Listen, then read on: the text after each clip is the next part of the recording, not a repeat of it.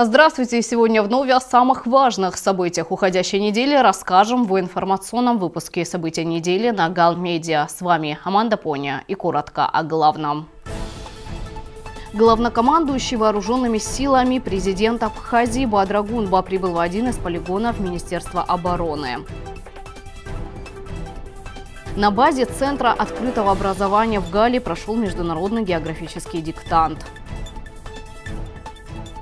Награда из рук Бадры Гунба и Сергея Кириенко. В категории «Лучшее блюдо из фейхоа» конкурса «Вкус Абхазии» победу одержал ресторан «Джинель» из города Гал.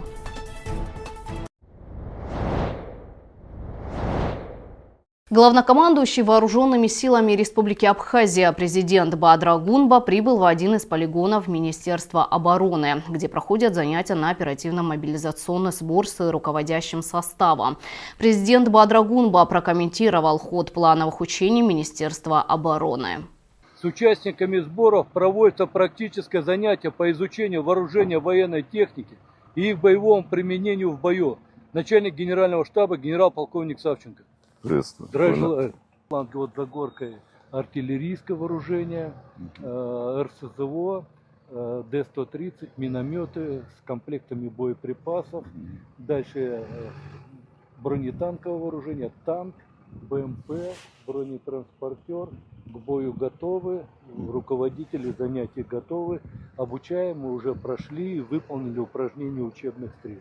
Далее стрелковое оружие. И на правый фланг туда пройти, там противотанковые средства, гранатометы различных типов, противотанковые управляемые комплексы. Вот. И на самом правом фланге учебное место по применению беспилотных летательных аппаратов. Отлично, хорошо. Сегодня продолжены плановые учения Министерства обороны. Сегодня присутствуют коллеги главы администрации, руководители министерств и ведомств, чтобы наладить взаимосвязь между оборонным ведомством и органами власти. Мы прекрасно все понимаем, что основа нашей армии, конечно же, в случае войны, это резервисты, это подразделения, которые сегодня проходят подготовку. Как вам известно, в этом году мы провели масштабные учения, в которых приняло большое количество резервистов. И именно такое боевое слаживание позволяет обеспечить обороноспособность нашего государства. Мы эту работу обязательно продолжим и усилим взаимодействие между органами власти, Министерством обороны, резервными подразделениями, как приоритетное направление. Ранее президент Республики Абхазия Бадра Гунба и первый заместитель руководителя администрации президента России Сергей Кириенко, который находился в Абхазии, с рабочим визитом возложили цветы к могиле Батала Бигвава. Батал Бигвава – боец батальона «Пятнашка», который героически погиб в зоне проведения спецоперации. Он сражался на разных направлениях – в Авдеевке, в Часовом Яре, в Курской области и других. Ранения не останавливали его, и Бигвава возвращался на фронт. Для нас имя Батала и многих других, кто сложил свои головы за справедливость, являются героическими. Они продолжатели и потомки людей, которые всегда боролись за справедливость, подчеркнул президент Бадра Гунба. Батал Джоневич прошел ключевые битвы на Донбассе. Он встал на защиту жителей Курской области, спасал мирных, прикрывая собой, ценой ранений и собственного здоровья. Батал Джоневич – настоящий герой. Герой и Абхазии, и России, сказал Сергей Кириенко. Указом президента России Владимира Путина Батал Бигвава награжден орденом мужества. Сергей Кириенко на церемонии вручил орден семье героя. Президент Абхазии Бадра Гунба и первый заместитель руководителя администрации президента Российской Федерации Сергей Кириенко вручили дипломы победителям конкурса «Вкус Абхазии», проходившего в рамках гастрономического фестиваля «Вкус осени» фейхоа. В номинации «Лучшее блюдо национальной кухни» победил Винный двор, а в категории «Лучшее блюдо из фейхоа» победу одержал ресторан «Джинель» из города Гал. Об этом сообщает Апснопресс. Постоянно действующая комиссия по избранию депутатов молодежного парламента при Народном собрании в парламенте Республики Абхазия объявляет о начале приема заявок для выдвижения кандидатов в депутаты. Заявки необходимые. Документы принимаются в течение 1 месяца с даты первой официальной публикации данного объявления в средствах массовой информации. Кандидатами могут быть граждане Республики Абхазия в возрасте от 18 до 30 лет, активно участвующие в общественной жизни, имеющие достижения в образовании, науке, культуре, спорте или молодежной политике. Цели молодежного парламента – содействие реализации государственной молодежной политики, вовлечение молодежи в общественно-политическую жизнь страны, подготовка предложений по вопросам, затрагивающим права и интересы молодого поколения. За дополнительной информацией обращайтесь по номеру телефона +7 940 943 89 09. Проект закона о внесении изменений в закон Республики Абхазия о кадастре недвижимости обсудили на заседании парламентского комитета по государственно-правовой политике. Вел заседание председатель комитета Дауд Хутаба. Законопроект разработан в целях обеспечения упорядоченного и поэтапного введения в действие законодательства Республики Абхазия, регулирующего отношения в сфере государственного кадастра недвижимости, сообщает пресс-служба парламента. В законопроекте предлагается приостановить действие закона о кадастре недвижимости до 1 июля 2027 года. По итогам обсуждения члены комитета приняли решение рекомендовать парламенту на очередном заседании сессии принять законопроект в первом чтении. Об этом сообщает пресс-служба Народного собрания парламента Республики Абхазия. Премьер-министр Владимир Делба подписал распоряжение в целях обеспечения воспроизводства, охраны и защиты хвойных насаждений от самостоятельной вырубки в предновогодний период и период проведения новогодних праздников. Госуправлению лесного хозяйства, Госкомитету по экологии МВД поручено усилить контроль по охране хвойных насаждений и пересечению фактов самовольной рубки. Государственному таможенному комитету поручено с 1 по 31 декабря каждые 3 дня представлять в МВД сведения об объемах ввезенных в Абхазию или Ипихты, а также об импортерах. Администрациям районов и Сухума рекомендовано использовать искусственные елки для проведения новогодних праздников.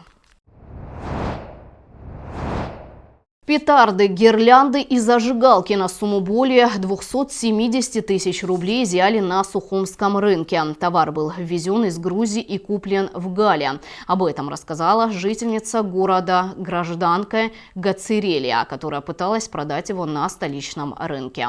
В ее ручной кладе обнаружили 1440 пачек петард, 69 мотков гирлянд и 795 зажигалок. Товаросопроводительных документов не было, сообщили в ГТК. И к новостям образования. 3 декабря в средней школе номер 2 города Гал на базе Центра открытого образования прошел географический диктант, масштабная просветительная акция, направленная на повышение интереса молодежи к изучению географии, истории и культурного наследия. Тему продолжит моя коллега Тея Басария. Сегодня в средней школе номер 2 города Гал на базе Центра открытого образования прошел географический диктант, масштабная просветительская акция, направленная на повышение интереса молодежи к изучению географии, истории и культурного наследия.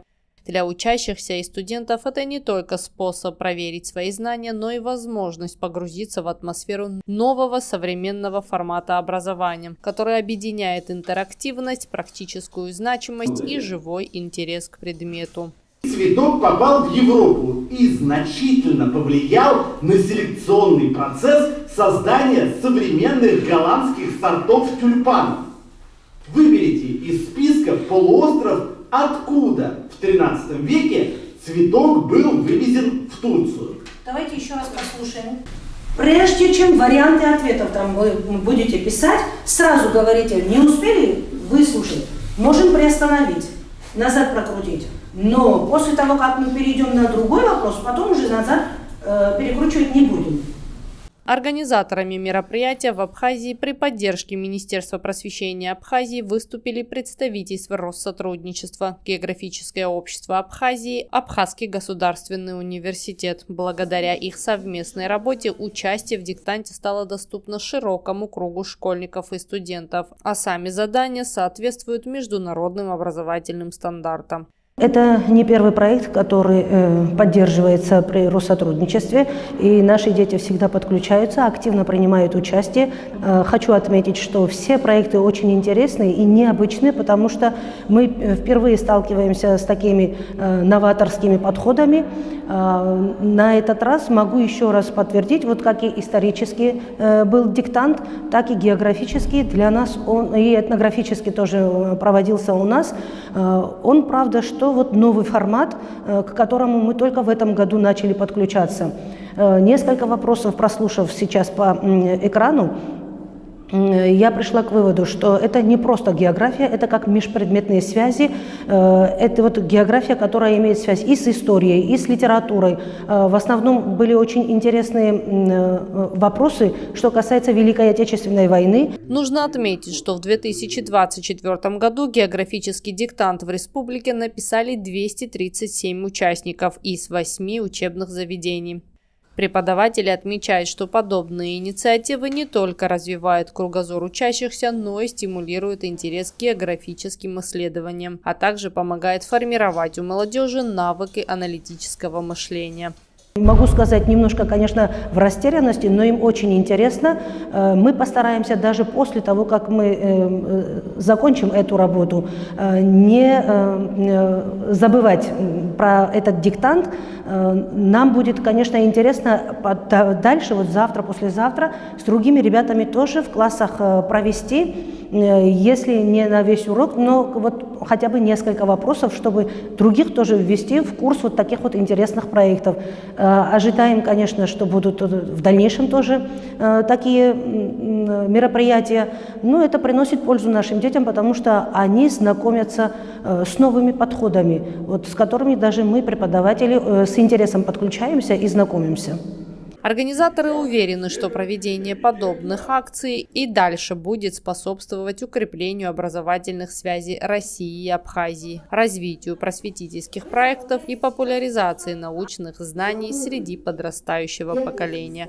Тая Басария, Борис Цацуа, Александр Хуторов, Гал Медиа. На этом наш выпуск завершен. Уважаемые телезрители, следите за новостями Галского района и всей республики вместе с телеканалом Гал Медиа и редакцией информационной программы «События недели». До новых встреч в эфире.